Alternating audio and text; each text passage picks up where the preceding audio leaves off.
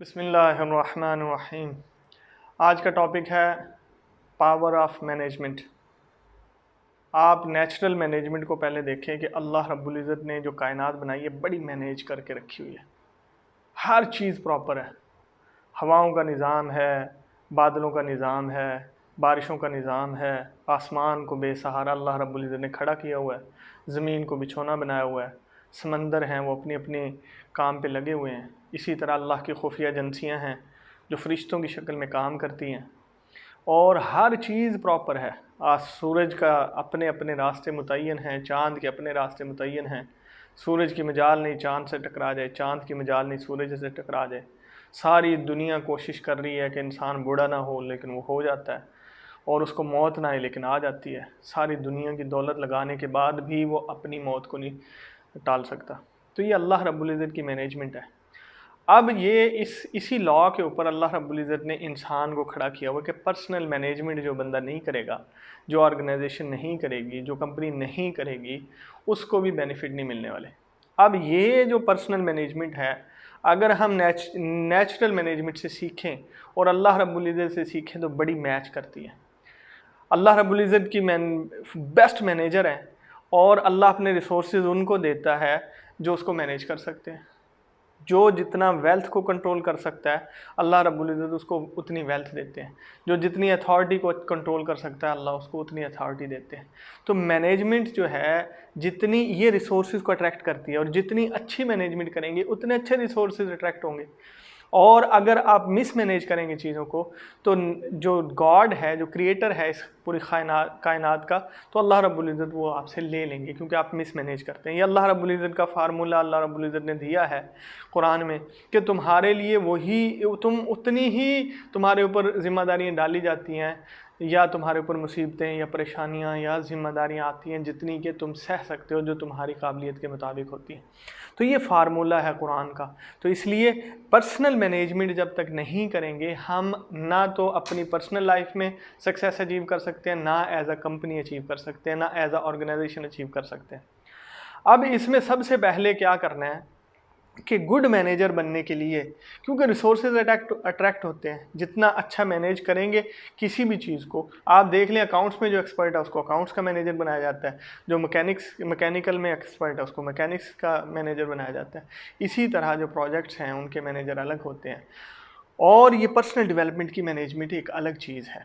सबसे पहले आपने जो मैनेजमेंट शुरू करनी है वो पर्सनल मैनेजमेंट है। आपकी अपना, वो कहते हैं कि जी टाइम मैनेज करें। टाइम मैनेजमेंट नहीं है, टाइम तो गुजरता है, टाइम नहीं रुकता किसी से।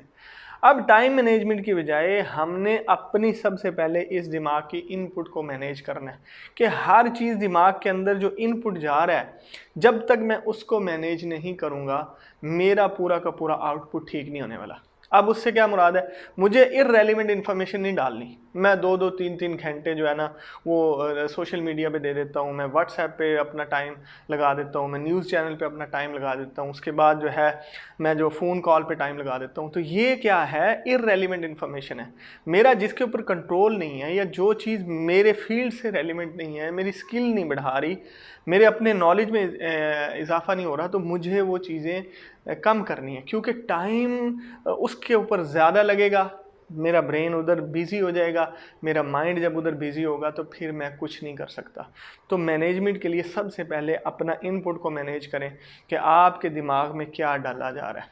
अब इसके बाद क्या है कि हमने, चूँकि इन्फॉर्मेशन नहीं लेनी, हर इन्फॉर्मेशन आपसे मुताल्लिक़ नहीं होती, इररेलेवेंट होती है, आपके कंट्रोल से बाहर होती है।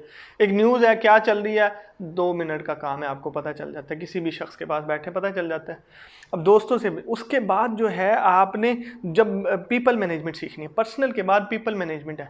और पीपल मैनेजमेंट में क्या है कि आपने किन से मिलना है और कितना टाइम कंज्यूम करना है उनके साथ, किन किन से मिलना है। आप दोस्त हैं सपोज़ आपके पास, अब वो दोस्त जो हैं वो ज़्यादा टाइम कंज्यूम कर लेते हैं। आपने क्या करना है, आपने अपनी स्किल्स के ऊपर और अपनी जो आपके काम हैं, वर्क हैं, उसको छोड़ के हम जब इस तरह गैदरिंग ज़्यादा कर लेंगे तो हम मिसमैनेज हो जाएंगे और हमारी सारी की सारी सलाहियतें, हमारा फोकस, हमारा माइंडसेट सारा उधर कंज्यूम होना शुरू हो जाएगा।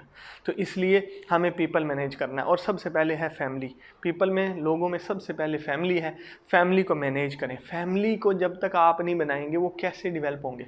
सपोज़ आपके हमारे बच्चे हैं, अगर हम उनको सही ट्रेनिंग नहीं देंगे, नबी सल्लल्लाहु अलैहि वसल्लम ने फरमाया उनको अच्छी तालीम दो, अच्छे माल का वारिस बनाओ और उनको हुनर सिखाओ। क्या घोड़े की सवारी सिखाओ, ठीक है, घोड़सवारी, उसके बाद तीरंदाजी सिखाओ, उसके बाद स्विमिंग सिखाओ। अगर आप अच्छी ये चीज़ें उनको सिखाएंगे तो मुआशरे में वो सर्वाइव करेंगे। अच्छे माल का वारिस का मतलब ये है कि हलाल माल उनको दिया जाए और उनको गरीब और मस्कीन ना छोड़ के जाया जाए। अब उसके लिए हमने उनकी डेवलपमेंट करनी है, तो उनको क्या करना है, उनके ऊपर टाइम देना है, उनको हमने वो सिखाना है जो हमसे मिस हो चुका, जो हमने बड़ी लेट सीखा था, अब हम उनको एज सुन एज पॉसिबल उनको सिखाएंगे।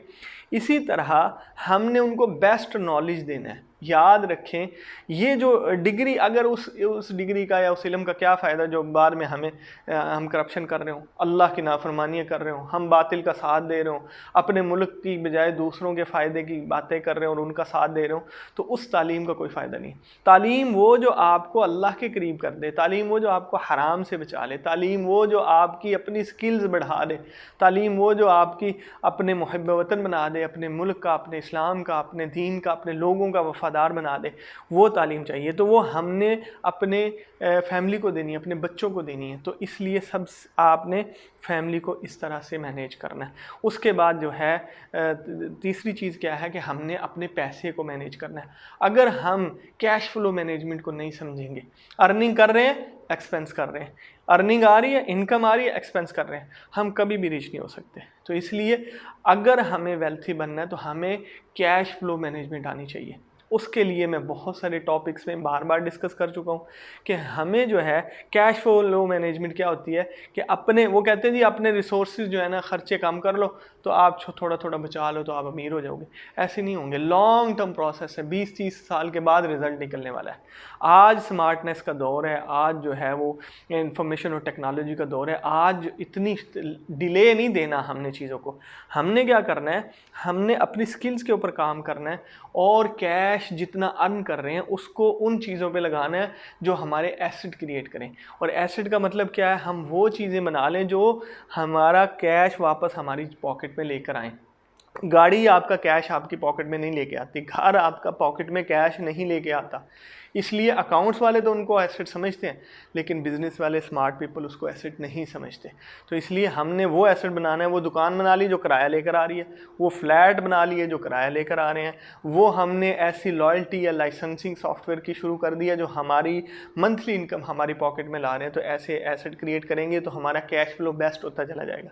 बिजनेस के अंदर भी अगर आपने, और वर्क ख़ास तौर पे जो हम काम कर रहे हैं, अगर कोई जॉब कर रहा है, अगर वो बिज़नेस कर रहा है, कंपनी में बैठा है या किसी भी लेवल पे, अगर वो सही तरीके से अपने टाइम को मैनेज नहीं करेगा, यानी प्रायोरिटाइजेशन नहीं करेगा।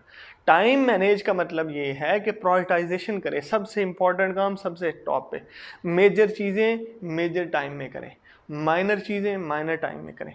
तो इस तरह से आपने मैनेज करना है।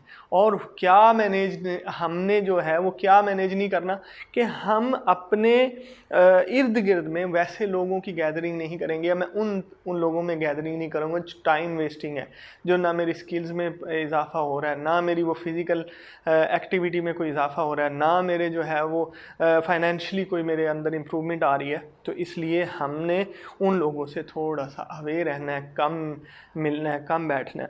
ये नहीं कि दोस्तियाँ नहीं करेंगे, बल्कि दोस्त है लेकिन उसको भी बेनिफिट दें, उसको भी सिखाएं कि भाई ये मैनेजमेंट होती है। और इसलिए हमने सबसे ज़्यादा काम करना है अपने उसके ऊपर, एक्शन के ऊपर, यानी जो काम हम अमली तौर पे जो काम कर रहे हैं, ये है बेस्ट टाइम मैनेजमेंट, कि हम जो भी काम कर रहे हैं उसको मैनेज तरीके से करें।